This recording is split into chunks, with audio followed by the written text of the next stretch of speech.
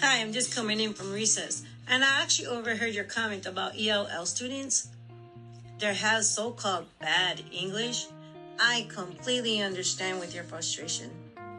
It can be very challenging when students mix languages or use unusual word order. But actually, what you are actually hearing is a natural and expected outcome. And it's part of their language development.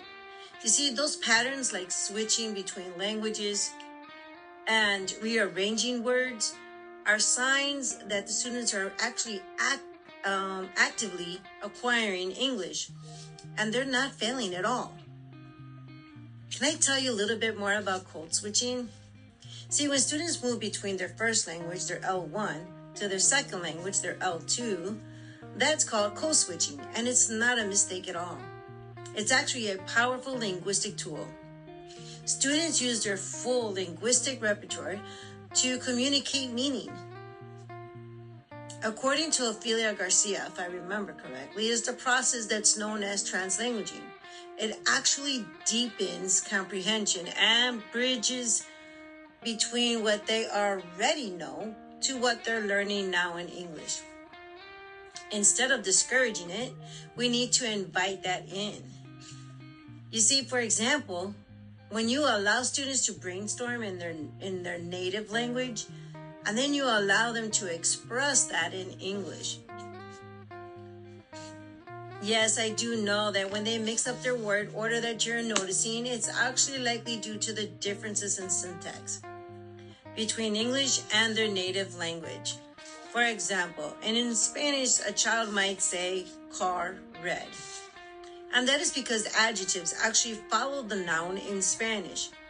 Now, over time, with rich and gentle modeling, these patterns will adjust.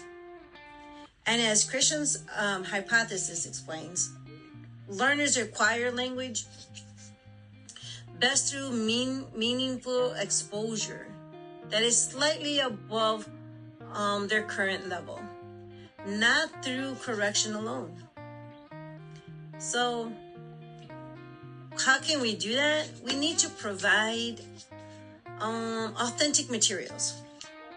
For example, reading books in Spanish and English, exposure to their language, providing your classroom atmosphere to feel warm and inviting, and using explicit instruction strategies that you can give support to your students. What kind of strategies, you ask? Well, I can give you a few that you can start almost right away. 1, you can model correct language naturally during conversations instead of correction.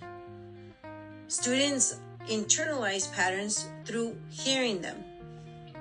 You can use visuals. You can use sentence starters to scaffold academic language. Telling a story, you could say, the character feels blank because blank. And you can encourage your students to use their home language. Yes, I understand you don't understand Spanish, but if you allow them to brainstorm together, say in groups of 2 or 3, or they use it to label a photo or a drawing that they're doing, and they can brainstorm when they're doing a collaborative task, for example. It strengthens their conceptual understanding. And one of the best ways, you can celebrate their linguistic diversity by displaying their work, the student work, the stuff that they're doing.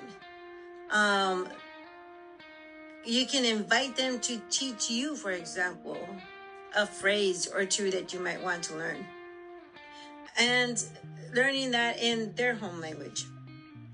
See, when we view ELLs as emerging bilinguals rather than struggling English speakers, then our mind changes and the doors open for confidence and for growth. See, they're not speaking bad English. They're building a new language on top of their own rich linguistic foundation. I would love to share more with you at a later time, about a few resources that you can get through Colorín Colorado or from WIDA's webpage. And it talks about language development strategies that you can use in your classroom right away. I love to collaborate more with you. So I don't know if you want to get together in your plan time, maybe when we have recess, or if you want to even go out for coffee afterward. Because when we collaborate with one another, I personally believe that we all grow stronger because we learn from one another. And I know I can learn a lot from you as well. I hope to talk to you soon. I hope you enjoy the rest of your day. See you later. Bye.